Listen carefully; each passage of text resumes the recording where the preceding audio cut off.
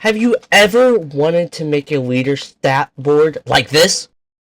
In this tutorial, I will not be showing you how to save and reload the data on the leader stats. I will only be showing you how to make a leader stat board. So the first thing you want to do is make a script in server script service. You can name the script whatever you like. Inside the script, I am going to go ahead and write leader stats tutorial. You do not have to do this, I am just making a comment.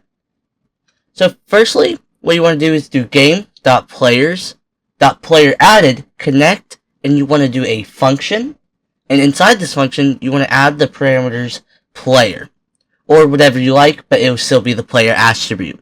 So we want to do local leader stats equals instance.new folder, and then we want to do leaderstats.parent equals player, and leaderstats.name equals leaderstats. We're naming the folder so the Roblox servers know that this is the leader stats. Then we want to do local cache equals instance.new, and then we want to do a number value. And then we want to do cache.parent equals leader stats, and cache.value equals 0. Now when I play the game, you'll see that it just says value 0. That's because I forgot to name the cache value. So inside you want to do cache.name equals cache.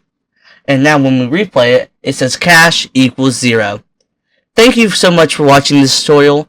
This has been Sammy from Dev Deploy Games. Thank you so much.